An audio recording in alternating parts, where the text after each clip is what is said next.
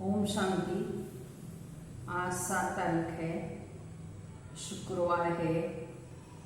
तो प्यारे बाप दादा का हम पहले ही शुक्रिया अदा करेंगे।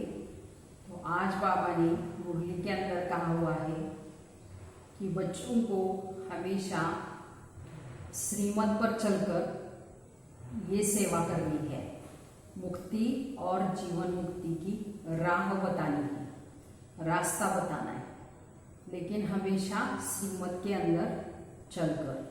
तो आज का प्यारे बाबा का महावाक्य है। बाबा कहते, मीठे बच्चे श्रीमत पर चल, सबको मुक्ति जीवन मुक्ति पाने का रास्ता बताओ, सारा दिन यही धंधा करते रहो। प्रश्न है, बाप ने कौन सी सूक्ष्म बातें सुनाई है जो बहुत समझने की है? उत्तर है, सतयुग अमर लोक है, वहाँ आत्मा एक चोला बदल दूसरा लेती है, लेकिन मृत्यु का नाम नहीं, इसलिए उसे मृत्यु लोक नहीं कहा जाता। शुबाबा बेहद की रचना है, शुबाबा की बेहद की रचना है, ब्रह्मा की रचना। इस समय सिर्फ तुम ब्राह्मण हो, तो त्रिमूर्ति शिव कहेंगे, त्रिमूर्ति ब्रह्मा नहीं। तो ये सब सूक्ष्म बातें बाप ने सुनाई है। ऐसी ऐसी बातों पर विचार कर बुद्धि के लिए स्वयं ही भोजन तैयार करना है। तो प्यारे बाबा ने सुनाया है कि बाबा ने कौन सी ऐसी सूक्ष्म बातें हम बच्चों को सुनाई। एक तो बाबा ने कहा सतयुग को अमर लोक कहा जाता है, क्योंकि वहाँ मृत्यु का नाम नहीं, क्योंकि आत्मा एक शरीर छोड़ जाकर दूसरे में प्रवेश करती है। तो पहले से ही आत्मा को उस शरीर का, बाल शरीर का साक्षात्कार हो जाता है। दूसरी बात बाबा ने कहा कि त्रिमूर्ति शिव कहेंगे, ब्रह्मा नहीं, क्योंकि बेहद की रचना शिव बाबा की है और ब्रह्मा की रचना सिर्फ हम ब्राह्मण हैं। इसलिए बाबा कहते हैं इन सब बातों पर बच्चों को विचार सागर मंथन कर खुद के लिए खुद ही भोजन बनाना है। ओम शांति। त्रिमूर्ति शिव भगवान वाच। अब वो लोग त्रिमूर्ति ब्रह्मा कहते हैं, तो बाप कहते हैं त्रिमूर्ति शिव भगवान वाच। तो त्रिमूर्ति ब्रह्मा भगवान वाच नहीं कहते, तो तुम त्रिमूर्ति शिव भगवान वाच कह सकते हो। वो लोग तो शिव शंकर के मिला देते हैं, ये तो सीधा है। त्रिमूर्ति ब्रह्मा के बदले त्रिमूर्ति शिव भगवान वाच। तो मनुष्य तो कह देते शंकर आंख खोलते हैं तो विनाश हो जाता है। तो ये सब बुद्धि से काम लिया जाता है। 3 का ही मुख्य पार्ट है, ब्रह्मा और विष्णु का बड़ा पार्ट है 84 जन्मों का। विष्णु का और प्रजापिता ब्रह्मा का अर्थ भी समझा है। पार्ट है इन 3 का। ब्रह्मा का तो नाम गाया हुआ है आदिदेव एडम, तो प्रजापिता का मंदिर भी है। तो यह है विष्णु का अथवा कृष्ण का अंतिम 84वां जन्म, जिसका नाम ब्रह्मा रखा है। तो ये सिद्ध तो करना ही है, ब्रह्मा और विष्णु। तो अब ब्रह्मा को तो एडाप्टेड कहेंगे, तो ये दोनों शिव बाबा के बच्चे हैं। तो प्रजापिता ब्रह्मा द्वारा शिव बाबा स्थापना कर रहे हैं, विष्णु द्वारा स्थापना नहीं करते। तो शिव के भी बच्चे हैं, तो ब्रह्मा के भी बच्चे हैं, विष्णु के बच्चे नहीं कह सकते। तो न लक्ष्मी नारायण को भी बहुत बच्चे हो सकते हैं।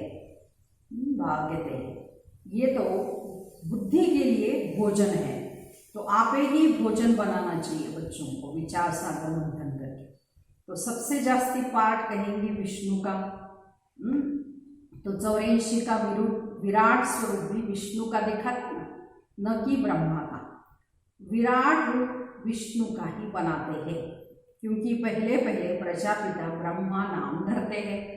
ब्रह्मा का बहुत थोड़ा पार्ट है, इसलिए विष्णु का विराट रूप दिखाते हैं।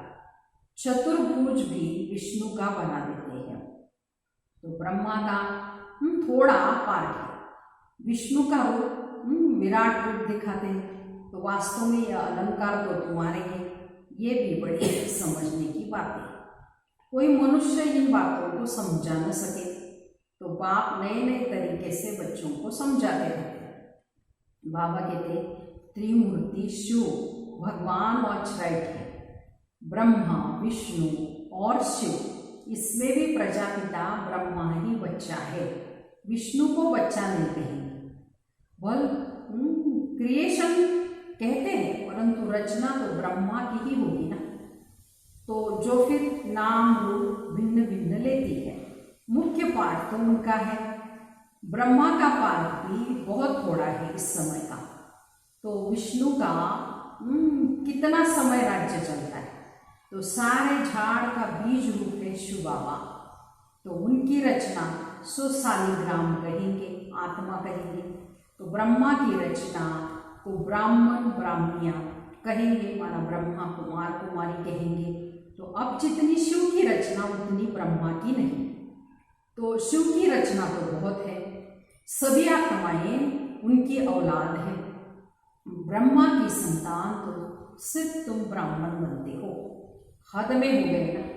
तो शिव बाबा की बेहद की रचना ये सभी आत्माएं हैं।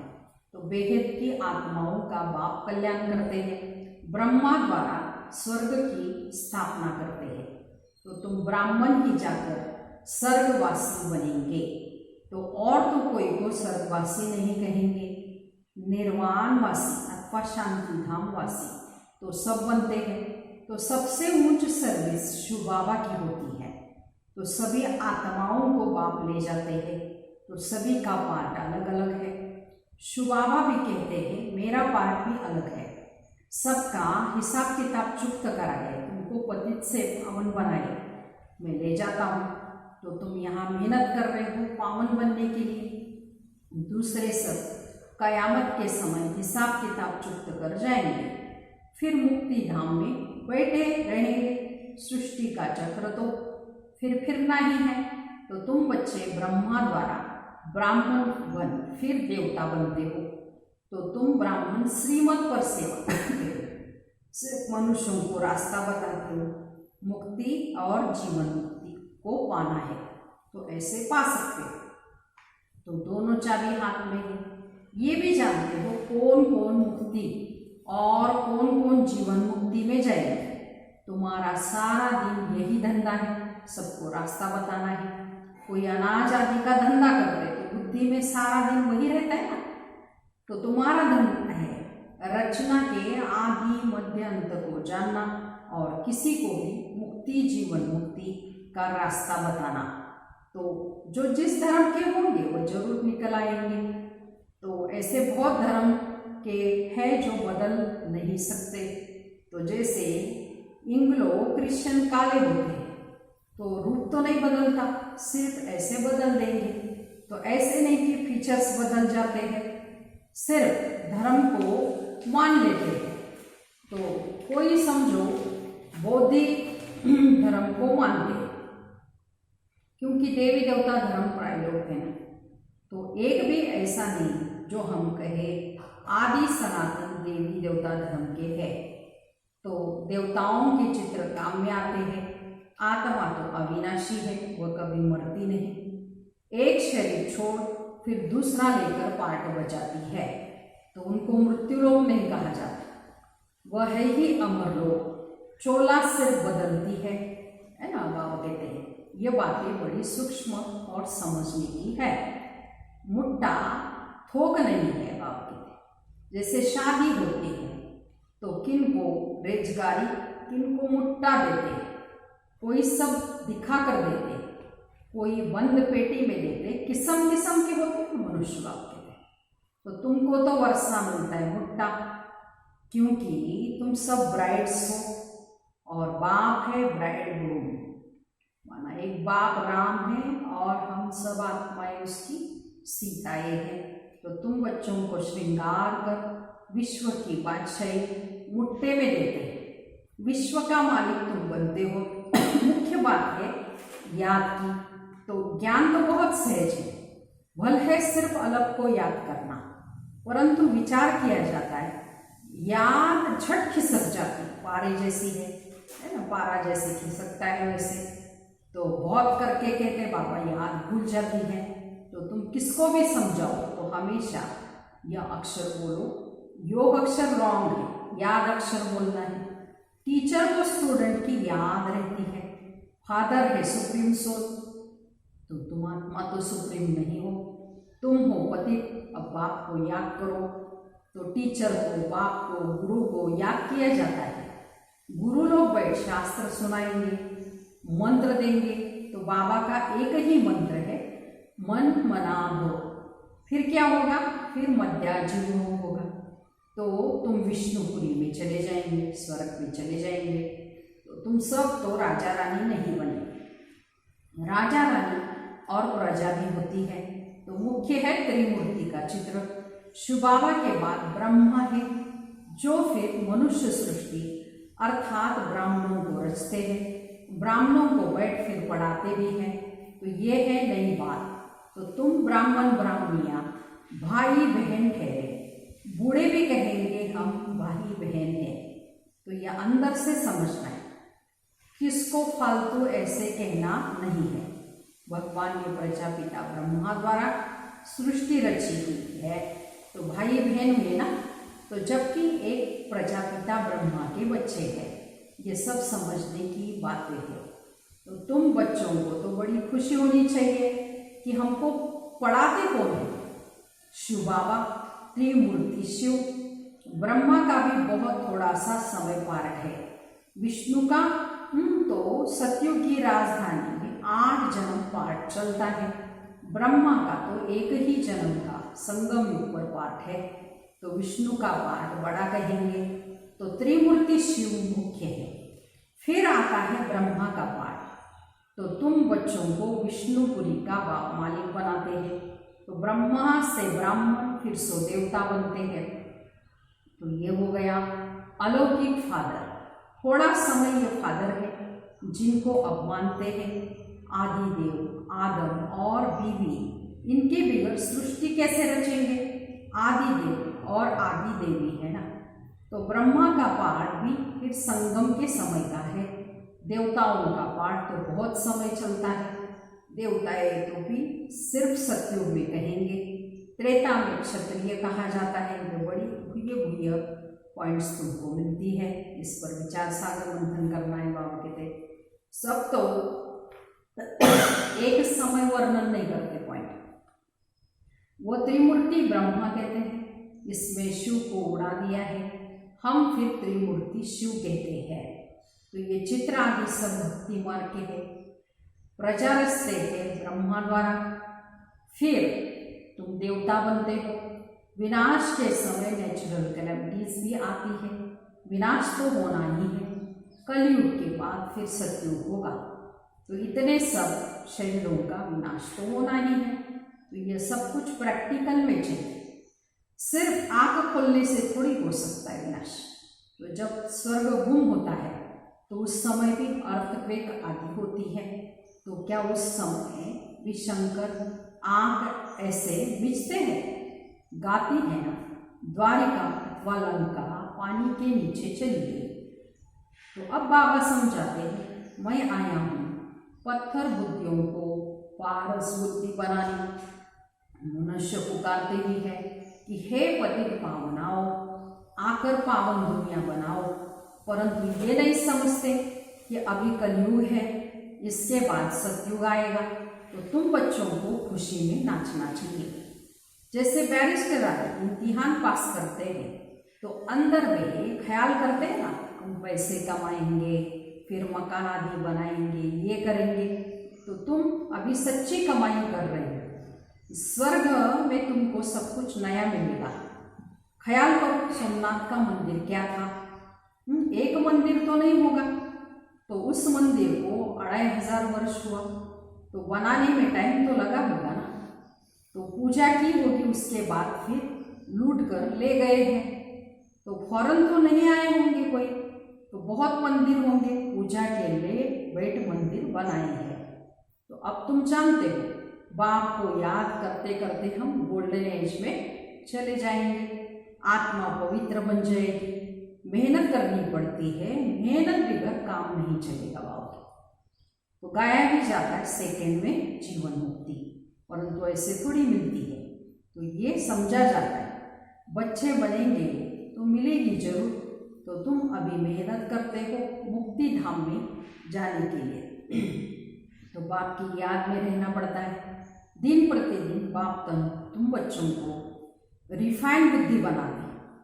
बाबा कहते हैं मैं तुमको बहुत बहुत गुह्य बातें सुनाता हूँ, आगे थोड़ी ये सुनाता कि आत्मा भी बिंदी है, परमात्मा भी बिंदी है। तो कहेंगे पहले क्यों नहीं बताया, है ना। तो बाबा कहते हैं ड्रामा में नहीं था, पहले ही तुमको ये सुनाए तो तुम समझ न सको, धीरे धीरे समझा दो। ये रावण राज्य है, रावण राज्य में सब देह अभिमानी बन जाते हैं, सत्युग में होते हैं सब आत्म अभिमानी, अपने को आत्मा जानते हैं। तो हमारा शरीर बड़ा हुआ, अब ये छोड़कर फिर छोटा लेना है। तो आत्मा का एक शरीर पहले छोटा होता है फिर बड़ा होता है। यहाँ तो कोई की आयु कितनी, कोई की कितनी, कोई की फिर अकाले मृत्यु भी हो जाती है, कोई की 125 वर्ष की भी आयु होती है। तो बाबा समझाते हैं तुमको बहुत खुशी होनी चाहिए कि हम बाप से वर्षा ले रहे हैं, जैसे गंधर्व भी विवाह किया। ये कोई खुशी की बात नहीं, ये तो कमजोरी है बाप की। तो कुमारी अगर कहे हम पवित्र रहना चाहते हैं तो कोई मार थोड़ी सकते, ज्ञान कम है तो डरते हैं। छोटी कुमारी को भी अगर कोई मारे तो बाबा कहते खून आदि निकाले तो पुलिस में रिपोर्ट करे तो उनकी भी सजा मिल सकती है। जानवर को भी अगर कोई मारते हैं तो उन पर केस होता है तो दंड पड़ता है। तो तुम बच्चों को भी कोई मार नहीं सकते, कुमार को भी मार नहीं सकते, वो तो अपना कमा सकते हैं, शरीर निर्वाह कर सकते हैं, पेट कोई जास्ती नहीं खाता। एक मनुष्य का पेट 4-5 रुपया, एक मनुष्य का पेट 400-500 रुपया, तो पैसा बहुत है तो हवज हो जाती है। गरीबों को पैसा नहीं है तो हवज नहीं है, तो वो सूखी रोटी में ही खुश होते हैं गरीब। तो बच्चों को जास्ती खान पान के हंगामों में नहीं जाना चाहिए, खाने का शौक नहीं रहना चाहिए। तो बाकी साधारण खाना पीना है, जास्ती खाने का हवज नहीं होना चाहिए। तो तुम जानते हो वहाँ हमें क्या नहीं मिलेगा, बेहद की बादशाही, बेहद का सुख मिलता है। तो वहाँ कोई बीमारी आदि भी नहीं होती है, हेल्थ वेल्थ हैप्पीनेस सब रहता है। तो बुढ़ापा भी वहाँ बहुत अच्छा रहता है, तो खुशी रहती है, कोई भी प्रकार की तकलीफ नहीं रहती। प्रजा भी ऐसी ही बनती है, परंतु ऐसे नहीं अच्छा प्रजा तो प्रजा सही नहीं, बाबा कहते पुरुषार्थ करना है ऊंच पद पाने के लिए। तो फिर तो ऐसे होंगे जैसे यहाँ के भी, तो सूर्यवंशी लक्ष्मी नारायण बनना है तो फिर इतना पुरुषार्थ भी करना चाहिए, क्योंकि बाबा कहते पुरुषार्थ के बिना प्रारब्ध नहीं मिलती। तो ऐसे नहीं कहना है प्रजा सो प्रजा से, बाबा कहते तो राजा बनने का पुरुषार्थ करना है। अच्छा मीठे मीठे सिखिलते बच्चों प्रति माता पिता बाप दादा का याद प्यार और गुड मॉर्निंग। रूहानी बाप की रूहानी बच्चों को नमस्ते। हम रूहानी बच्चों की रूहानी माता पिता बाप दादा को याद प्यार गुड मॉर्निंग और नमस्ते। हम बनेंगे फरिश्ते, वाह बाबा वाह, शुक्रिया बाबा शुक्रिया। अच्छा ओम शांति। अभी धारणा के लिए मुख्य सार सुने। पहली पॉइंट है हम ब्रह्मा की नई रचना आपस में भाई बहन है या अंदर समझना है, किसी को भी कहने की दरकार नहीं। सदा इसी खुशी में रहना है कि हमें शुभावा पढ़ाते हैं। दूसरी पॉइंट खान पान के हंगामे में जास्ती नहीं जाना है, हवज लालच छोड़ बेहद बादशाही के सुखों को याद करना है। आज का वरदान है माया के संबंधों को डाइवोर्स दे, बाप के संबंधों से सौदा करने वाली मायाजीत मोहजीत भव। विस्तार। अब स्मृति से पुराना सौदा कैंसल कर सिंगल बनो, तो आपस में एक दो के सहयोगी भल रहो, लेकिन कंपेनियन नहीं। तो कंपेनियन एक को बनाओ, तो माया के संबंधों से डाइवोर्स हो जाएगा, मायाजीत मोहजीत होंगी। अगर जरा भी किसी में मोह होगा तो तीव्र पुरुषार्थी के बजाय पुरुषार्थी बन जाएंगे। इसलिए क्या भी हो, कुछ भी हो, खुशी में नाचते रहो। मीरवा मौत मलू का शिकार, इसको कहते हैं नष्ट मोहा। तो ऐसा नष्ट मोहा रहने वाले ही विजय माला का दाना बनते हैं। तो आज बाबा ने सारे दिन के लिए मायाजीत मोहजीत भव का वरदान दिया है। अब बाबा कहते पुराने सारे बाबा कहते हैं संबंध या सौदा कैंसिल करो और अभी सारे संबंध एक बाप से जोड़ दें। कंपेनियन माना साथी बाप को बनाना है। और बाबा कहते हैं सब माया के जो संबंध है उनको डाइवर्स देना है, और ऐसे मायाजीत मोहजीत विजयी रहेंगे। फिर बाबा ने कहा है, जैसे बाबा कहते हैं जरा भी किसी में मोह है तो उसको तीव्र पुरुषार्थ नहीं कहेंगे, खाली पुरुषार्थ। तो इसलिए मोहजीत बनने का पुरुषार्थ करना है, एक संबंध बाप से रखकर। इसमें क्या होगा कैसे होगा ऐसे नहीं, कहते खुशी में नाचते रहो। जैसे बाबा ने मिसाल दिया है मीरुआ मौत मलू का शिकार। तो ऐसे नष्ट मोहा स्मृति लब्धा बनना है, तो विजय माला का दाना हम बन जाएंगे। स्लोगन है, सत्यता की विशेषता से डायमंड की चमक को बढ़ाओ।